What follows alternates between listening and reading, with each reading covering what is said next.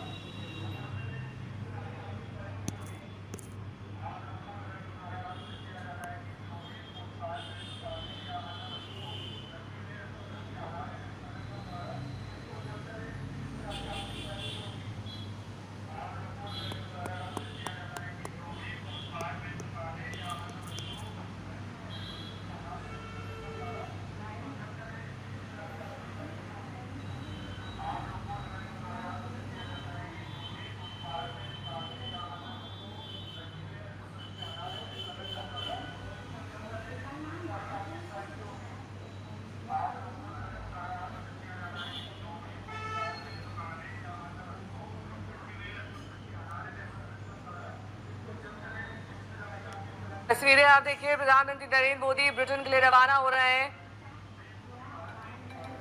Britain के बाद वो मालदीव जाएंगे, जहां पर मालदीव के राष्ट्रपति से उनकी मुलाकात होगी। और ब्रिटेन में उनका ये दौरा बेहद अहम माना जा रहा है, क्योंकि वहां पर फ्री ट्रेड अग्रीमेंट यानी कि मुक्त व्यापार समझौते पर हस्ताक्षर हो सकते हैं। और कई लिहाज से ये बेहद अहम समझौता भारत और ब्रिटेन के लिए।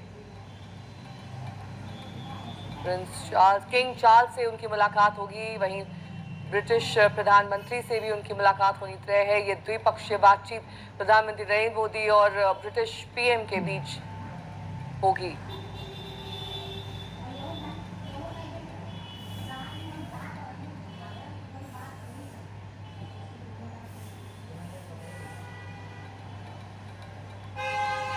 लगातार विपक्ष भी सवाल उठा रहा है प्रधानमंत्री के इस विदेश दौरे को लेकर, जब मॉनसून का सत्र चल रहा है। इस बीच प्रधानमंत्री को खुद जवाब देना चाहिए, चाहे वो ऑपरेशन सिंदूर का मुद्दा हो या फिर कई अन्य मुद्दे जिसको लेकर विपक्ष लगातार लामबंद है। उनको लेकर प्रधानमंत्री की मौजूदगी उन्हें संसद परिसर में चाहिए।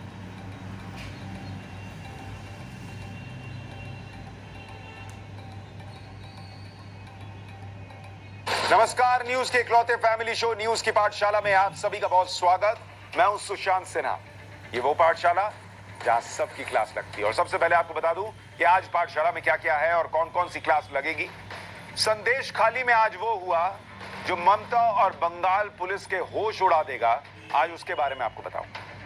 बंगाल में राष्ट्रपति शासन लगने की डेट क्या नजदीक आ रही है। संदेश खाली के वो खलनायक। नमस्कार, न्यूज के इकलौते फैमिली शो न्यूज की पाठशाला में आप सभी का बहुत स्वागत। मैं हूं सुशांत सिन्हा। ये वो पाठशाला जहां सबकी क्लास लगती है। और सबसे पहले आपको बता दूं कि आज पाठशाला में क्या क्या है और कौन कौन सी क्लास लगेगी। संदेश खाली में आज वो हुआ जो ममता और बंगाल पुलिस के होश उड़ा देगा, आज उसके बारे में आपको बताऊं। बंगाल में राष्ट्रपति शासन लगने की डेट क्या नजदीक आ रही है। संदेश खाली के वो खलनायक जिनके बारे में आपने अब तक नहीं सुना, उनके बारे में बताऊंगा। साथ ही आज से जो हमारा शो शुरू हुआ है देश का मूड मीटर, उसमें हमने बंगाल पर सवाल पूछा कि क्या वहां राष्ट्रपति शासन लगना चाहिए, तो देश की जनता ने क्या वोट किया, और 3 विजेताओं के नाम भी आपको आज पाठशाला में बताऊंगा। इसके अलावा कांग्रेस छोड़ने की होड़ लगी है क्या। राहुल की यात्रा से पहले कांग्रेस खत्म हो जाएगी क्या। कमलनाथ, सिद्धू, कौन कौन बीजेपी में आ रहा है, सच क्या है इसका। अखिलेश यादव ने राहुल की यात्रा में जाने से मना क्यों कर दिया है, यह भी आपको बताऊंगा। फिर बात होगी नरेंद्र मोदी की। यूपी का एक और मंदिर जो मोदी ना होते तो न बन पाता क्या। अखिलेश यादव के राज में जो रुका, मोदी ने कल की धाम पहुंचकर वो काम कैसे तुरंत कर दिया, इसका चैप्टर भी। वो परिवार कौन जिसके घर कल की अवतार में जन्म होगा भगवान का। कल की अवतार से पहले कांग्रेस खत्म हो जाएगी क्या। कमलनाथ, सिद्धू, कौन कौन बीजेपी में आ रहा है, सच क्या है इसका। अखिलेश यादव ने राहुल की यात्रा में जाने से मना क्यों कर दिया है, यह भी आपको बताऊंगा। फिर बात होगी नरेंद्र मोदी की। यूपी का एक और मंदिर जो मोदी ना होते तो न बन पाता क्या। अखिलेश यादव के राज में जो रुका, मोदी ने कल की धाम पहुंचकर वो काम कैसे तुरंत कर दिया, इसका चैप्टर भी। वो परिवार कौन जिसके घर कल की अवतार में जन्म होगा भगवान का। कल की अवतार के आने में और कितना वक्त बचा हुआ है, हमारे धर्म ग्रंथों में, पुराण में क्या लिखा है, आज आपको विस्तार से बताऊंगा। साथ ही आखिर में फैक्ट फैक्टर, भारत की वो कंपनी जिसके पास पूरे पाकिस्तान को मिलाकर, पाकिस्तान के पास जितना पैसा है उससे ज्यादा पैसा भारत की एक कंपनी के पास है। वो कंपनी कौन सी है आपको बताऊंगा, लेकिन पहले पाठशाला में दिन भर का रिवीजन, उसके बाद पहला चैप्टर।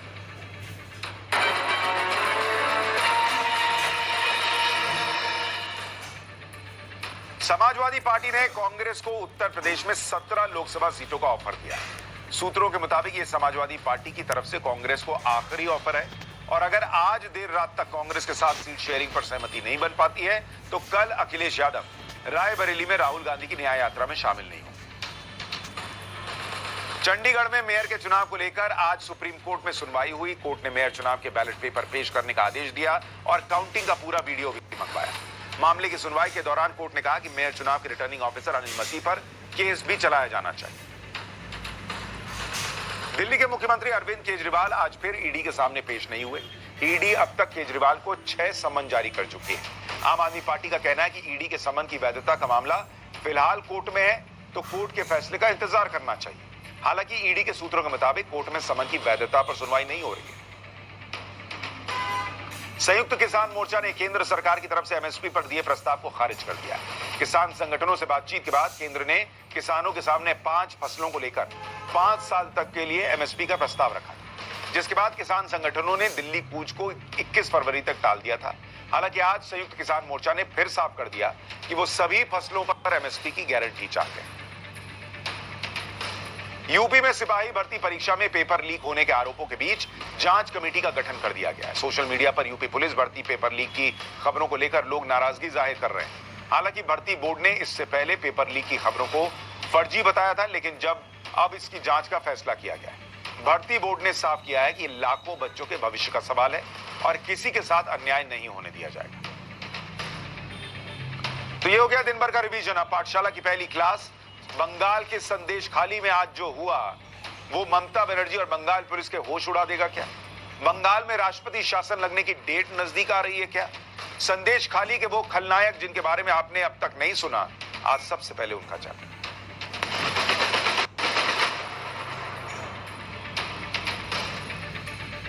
बंगाल के संदेश खाली में जो कुछ हुआ वो अब किसी के छुपाने से छुपने वाला नहीं, ना ही ये खबर किसी के दबाने से दबने वाली, क्योंकि ये मामला बहुत बड़ा हो चुका है। राजनीति से लेकर कोर्ट तक मामला पहुंच गया है और ममता बनर्जी सरकार के लिए बहुत मुश्किल है कि इस मामले को सिर्फ राजनीति या दुष्प्रचार कहकर वो पल्ला झाड़ दें, क्योंकि संदेश खाली के मामले में ममता बनर्जी सरकार और बंगाल पुलिस का यही स्टैंड रहा कि एक भी महिला ने शिकायत दर्ज नहीं करवाई।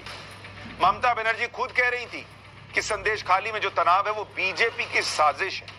यहां तक कि यह भी कहा गया कि मीडिया में मास्क पहनकर झूठे बयान दिए जा रहे हैं। लेकिन अब संदेश खाली में जो हुआ वो ममता बनर्जी और बंगाल पुलिस के होश उड़ा देगा, क्योंकि ममता बनर्जी और बंगाल पुलिस के दावों के उलट आज संदेश खाली में पुलिस को रेप और उत्पीड़न की 18 शिकायतें मिली हैं। 18। आज राष्ट्रीय महिला आयोग की एक टीम संदेश खाली पहुंची और पीड़ित महिलाओं से पर्सनली बातचीत की। राष्ट्रीय महिला आयोग की अध्यक्षा रेखा शर्मा से मुलाकात के बाद पीड़ित महिलाओं ने बंगाल पुलिस को शिकायत दी है। रेखा शर्मा अपने संरक्षण में इन महिलाओं को लेकर थाने गई। पीड़ित महिलाओं ने रेखा शर्मा को अपनी शिकायत दी, जिसे उन्होंने पुलिस को दिया ताकि इसके आधार पर एफआईआर दर्ज हो सके। आप सोचिए कितना इन महिलाओं में डर है कि राष्ट्रीय महिला आयोग की अध्यक्षा साथ में गई है, तब जाकर ये पुलिस के पास शिकायत देने गई। रेखा शर्मा ने बताया कि 18 शिकायतों में 2 रेप के केस हैं और बाकी गंभीर यौन उत्पीड़न के केस हैं। और ये उस राज्य में है जहां की मुख्यमंत्री खुद एक महिला है। रेखा शर्मा का कहना है कि संदेश खाली में जो कुछ हो रहा है उसे देखकर तो यही लगता है कि बंगाल में राष्ट्रपति शासन लगाना पड़ेगा। सुनिए एक बार राष्ट्रीय महिला आयोग की अध्यक्ष क्या कह रही हैं बंगाल के दौरे के बाद। यहाँ बहुत बुरी हालत है। मुझे नहीं लगता कि राष्ट्रपति शासन के बिना कुछ हो पाएगा। तो मुझे नहीं पता कि शासन कहाँ, प्रशासन कहाँ और चीफ मिनिस्टर कहाँ। मुझे लगता है उनको रिजाइन कर देना चाहिए और बिना एक पोस्ट के अगर वो यहाँ आए तो महिलाओं का दर्द समझ पाएंगी। इससे पहले मैंने इतना दर्द कहीं नहीं देखा। महिला आयोग की टीम ने आज संदेश खाली की गली गली में जाकर महिलाओं से मुलाकात की ताकि उन्हें हिम्मत मिले और जो भी सच है वो सामने आ सके। महिला आयोग की अध्यक्षा रेखा शर्मा ने एक पीड़ित महिला से मुलाकात का वीडियो भी पोस्ट किया जिसमें एक बुजुर्ग महिला रोते हुए बता रही है कि उसे रात में डर लगता है, उन्हें टॉर्चर किया जाता है। सुनिए एक बार बुजुर्ग महिला क्या बता रही है राष्ट्रीय महिला आयोग की अध्यक्षा।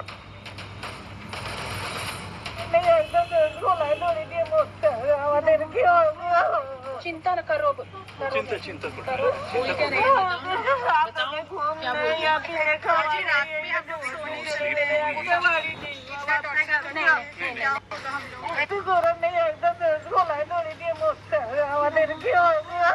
चिंता न करो।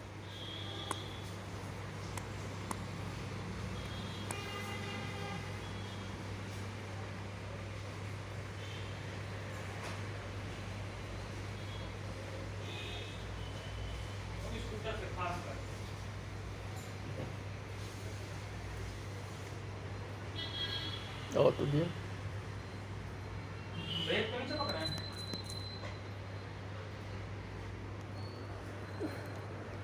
कम हो गया है।